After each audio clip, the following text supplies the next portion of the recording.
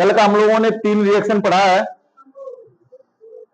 जिसमें हमने बनाया क्या है भैया, पाइरोलुसाइड से पोटेशियम मैग्नेट।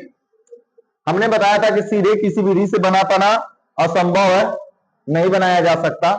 इसे सबसे पहले हम क्या बनाते हैं, पोटेशियम मैग्नेट बनाते हैं। अब पोटेशियम मैग्नेट से क्या बनाया जाएगा भैया, पोटेशियम पर मैग्नेट। तो हेडिंग लिखा जाएगा, हेडिंग नंबर फर्स्ट लिखा जाएगा यहां पर आज का,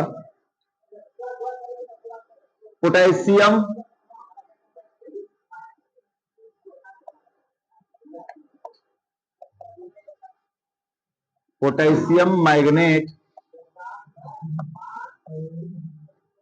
तथा क्लोरीन गैस के द्वारा पोटेशियम पर मैग्नेट, पोटेशियम पर मैग्नेट का निर्माण। पोटेशियम मैग्नेट तथा क्लोरीन गैस के द्वारा पोटेशियम पर मैग्नेट का निर्माण, ठीक है ना। चलो भैया देखा जाएगा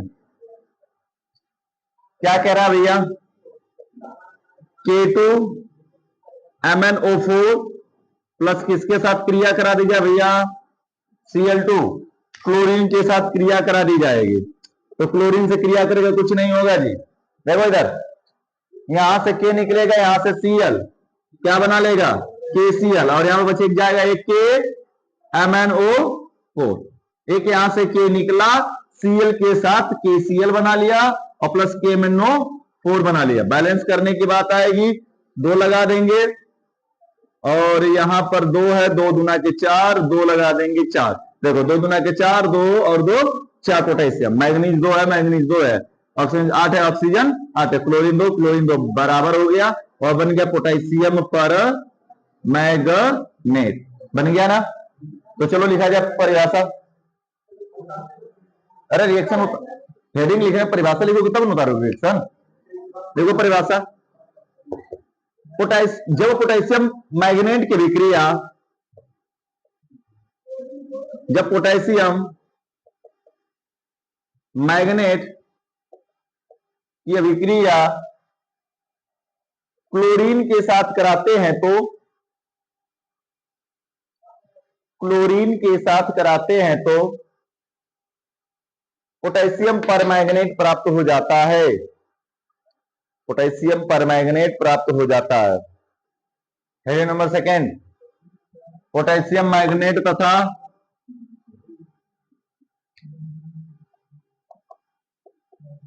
कार्बन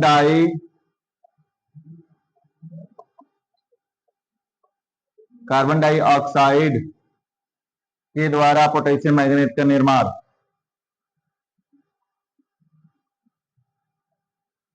कार्बन डाइऑक्साइड के द्वारा पोटेशियम मैग्नेट का निर्माण।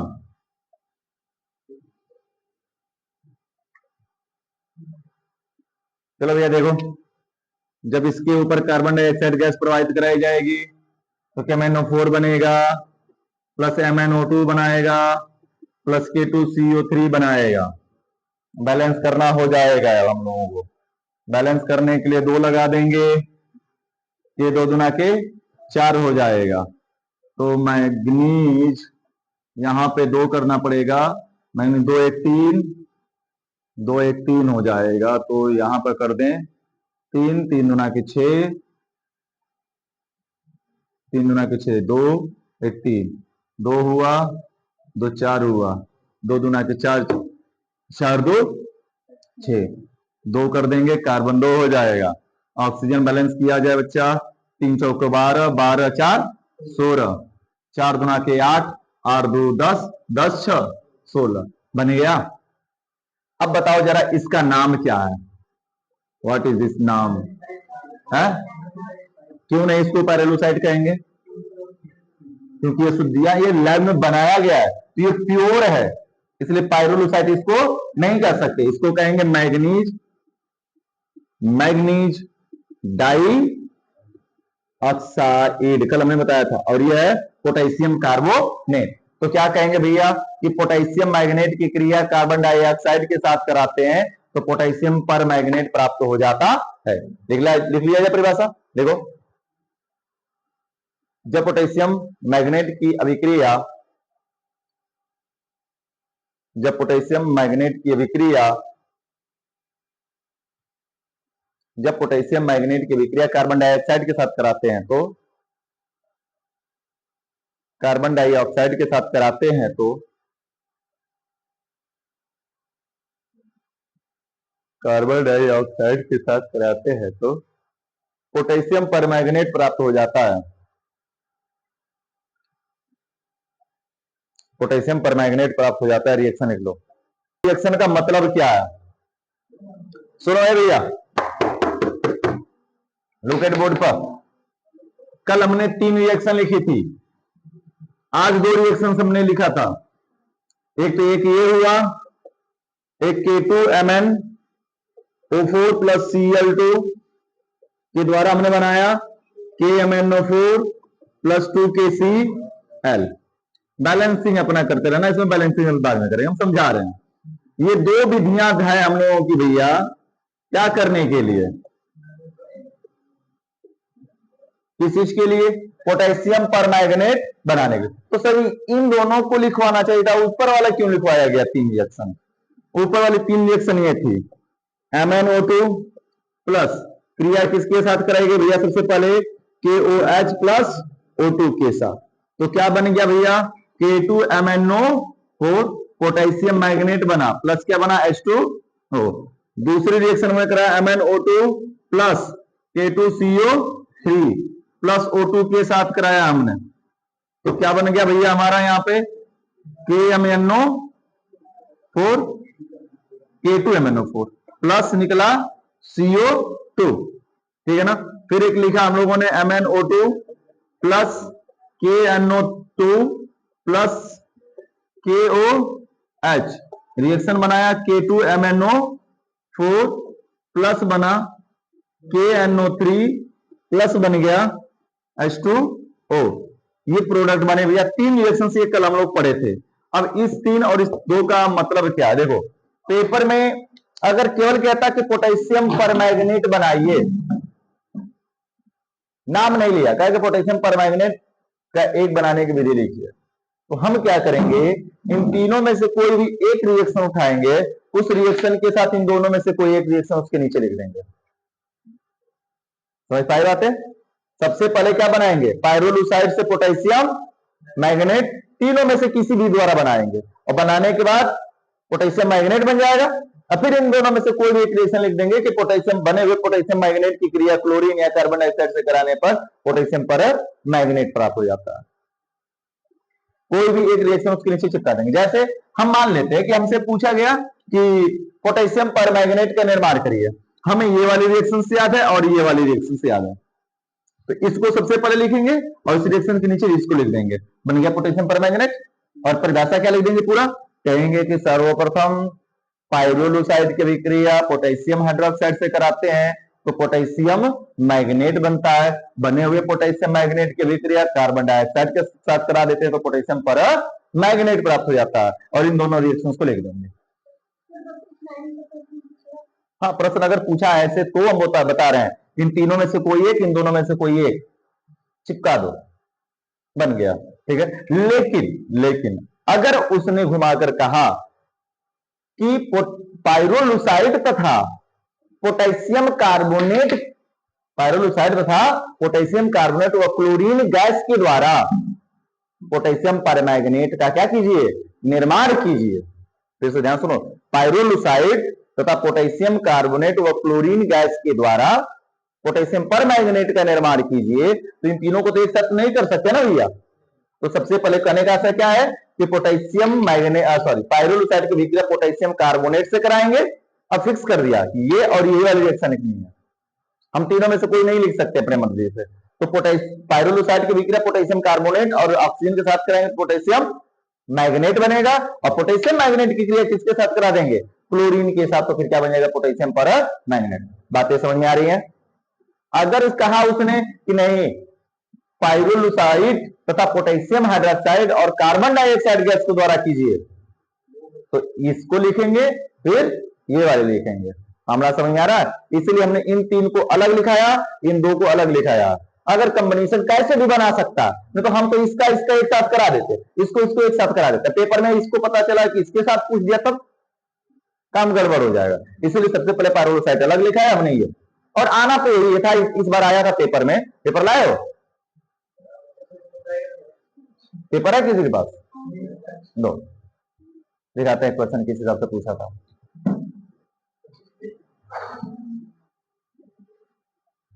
अरे वो साल पेपर नहीं है, दो देखें इसमें, इस वाले सेट में है कि नहीं क्वेश्चन।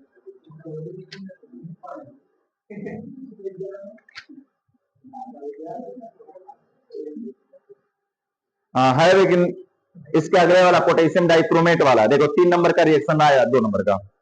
आयरन क्रोमाइड अयस्क से पोटेशियम डाइक्रोमेट बनाने के लिए, ठीक है ना, तो उसमें एक रिएक्शन है, तो ऐसे ही पूछ दिया पोटेशियम डाइक्रोमेट। अभी आगे हम लोग पढ़ेंगे, पकड़ो, इसमें तो पोटेशियम डाइक्रोमेट पर दिया ही है, चलो देखा जाएगा भैया।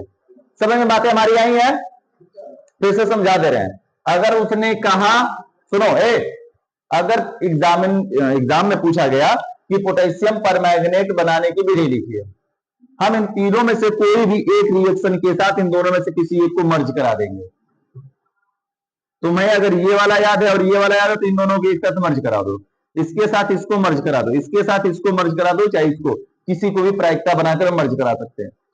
लेकिन अगर फिक्स करता है कि पायरोलुसाइट और पोटेशियम नाइट्राइड तथा क्लोरीन गैस के द्वारा बनाइए, तब इस वाली और इस वाली रिएक्शन को हम लिखेंगे। पायरोलुसाइड, पोटेशियम नाइट्राइड व कार्बन डाइऑक्साइड के द्वारा कीजिए, तो इसको और किसको लिखेंगे? ऊपर वाली को लिख देंगे। मामला समझ में आया? तो इस तरीके से रिएक्शंस बनाई जाएगी या बनाएंगे हम लोग, ठीक है, क्लियर? चलो जी, अब लिखा जाएगा भौतिक गुण।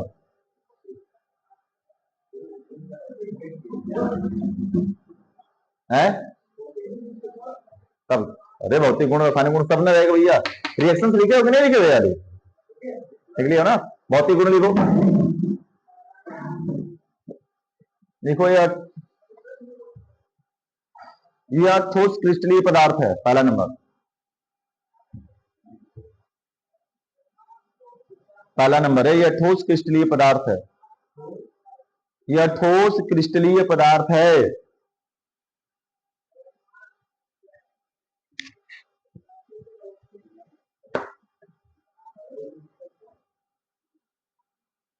यह ठोस क्रिस्टलीय पदार्थ है, हो गया।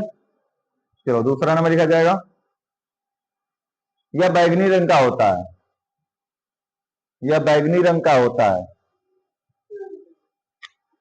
यह बैगनी रंग का होता है, हो गया। अगला नंबर, यह जल में पूर्ण रूप से विलय होता है,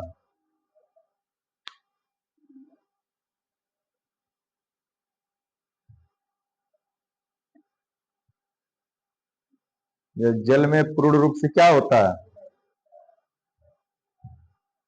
विलय होता है, हो गया।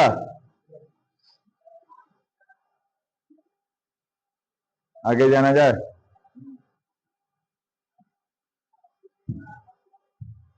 यह जल में पूर्ण रूप से विलय होता है, हो गया। अगला नंबर, इसका गलनांक 240 डिग्री सेल्सियस होता है,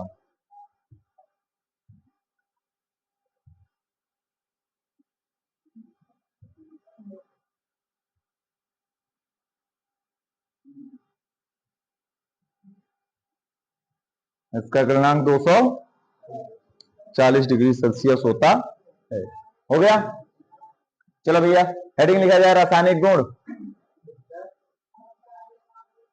रासायनिक गुण,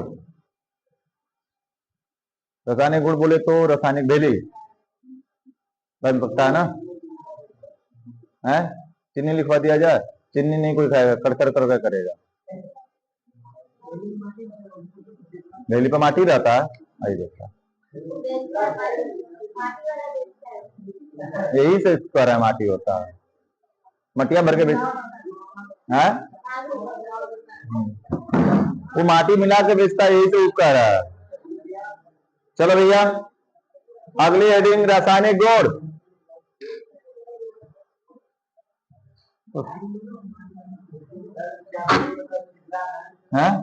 हाँ चाशनी मतलब सिर्रा। तो क्या हुआ भैया,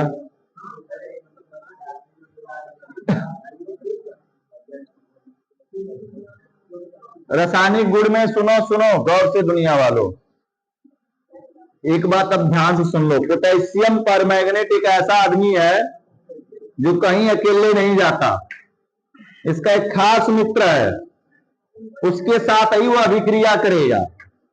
कुछ ही ऐसी रिएक्शंस है जहां पे वो अकेला जाएगा, नहीं तो अपने मित्र को लेकर ही साथ में जाएगा।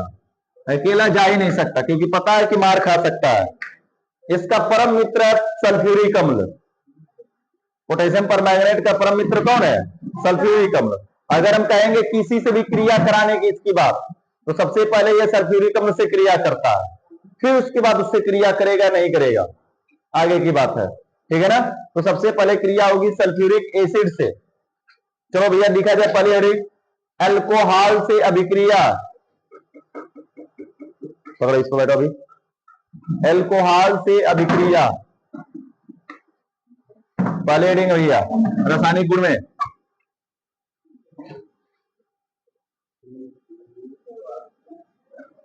अल्कोहल से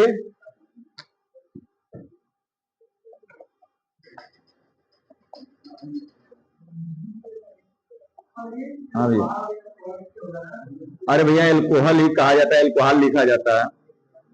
अल्कोहल से क्रिया सुनो भैया, हम क्या करेंगे, सुनो सुनो, KMnO4 plus H2SO4 plus RCH2OH, इन तीनों को एक साथ मिलाएंगे।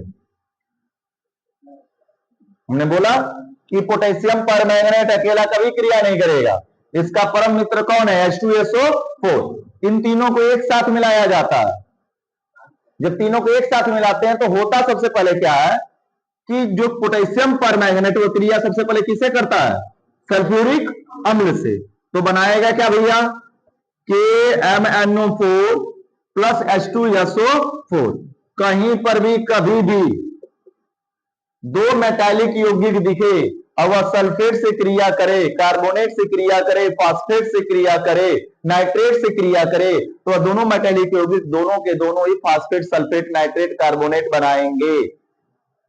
दोनों के दोनों बनाएंगे अलग अलग। यानी कि KSO4 के साथ जुड़ेगा, MnBSO4 के साथ जुड़ेगा। अगर यहाँ पे कार्बोनेट होता तो KCO3 के साथ, MnCO3 के साथ।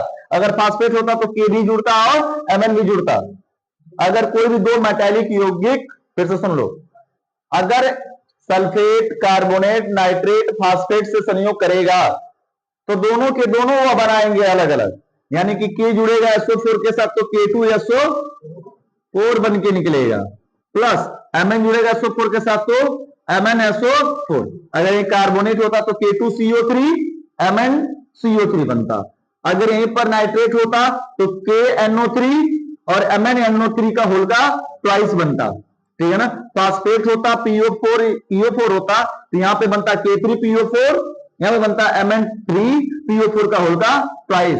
यानी कि दोनों के दोनों फास्फेट, नाइट्रेट, कार्बोनेट, सल्फेट दोनों के दोनों क्या करेंगे? बनाएंगे। बन गया। बाकी क्या बनेगा भैया? बाकी सभी H2O प्लस क्या बनेगा? नवजात ऑक्सीजन। यही नवजात ऑक्सीजन सबसे क्रिया करने जाता है और यह क्रिया करेगा किससे? अल्कोहल से, RCH। यही नवजात ऑक्सीजन क्रिया करेगा और क्रिया करेगा तो एक बात जानते रहना, आज से और अभी से दिमाग में घुसा लो, कभी भी कहीं भी कैसा भी अल्कोहल हो, 1 डिग्री हो, 2 डिग्री हो, 3 डिग्री, 4 डिग्री, एक ही प्रोसेस होगी। 1 डिग्री अल्कोहल है तो कंफर्म है कि वह एल्डिहाइड में ही क्या होगा? बदलेगा। कंफर्म है किसमें बदलेगा? एल्डिहाइड में। यह नया नया ऑक्सीजन बनकर आया है या पुराने ऑक्सीजन के साथ जुड़ा है? तो हाइड्रोजन सबसे लालची आदमी, हाईली इलेक्ट्रोपॉजिटिव, और यह निगेटिव है, यह तुरंत यहां से निकलेगा किसके पास जाने के लिए? O के पास। यह वाला बॉन्ड इधर घूम जाएगा तो कार्बन के 1 2 3 4 और कितना बने लगा? 5। तो एक हाइड्रोजन बॉन्ड लेकर क्या होगा? निकल जाएगा। तो बन जाएगा RCH द्विबॉन्ड O और प्लस HO मिलकर क्या बना लेगा, H2O, और बन क्या गया एल्डिहाइड बन गया, जिसको हम लोग कहते हैं ऐसे RCHO, है ना, RCHO बन गया। तो सिंपल सी परिभाषा होगी भैया, लिखना चाहोगे तो लिख लेना, कल फिर से लिखवा देंगे। कहेंगे सर्वप्रथम पोटेशियम परमैंगनेट की क्रिया सल्फ्यूरिक अम्ल के साथ कराते हैं, तो क्या बनता है, पोटेशियम सल्फेट, मैग्नीज सल्फेट व नवजात ऑक्सीजन प्राप्त हो जाता है। प्राप्त नवजात ऑक्सीजन एल्कोहल से क्रिया करके क्या बना लेता है, एल्डिहाइड बना लेता है। ये तो लंबी रिएक्शंस हो गई सर जी। अगर पेपर में शॉर्ट में लिखना हो तो कैसे लिखेंगे, तो शॉर्ट में भी लिख लेंगे, पहले इतना लिख लो लॉन्ग वाला, कल शॉर्ट वाला ही आगे करके लिखवा देंगे।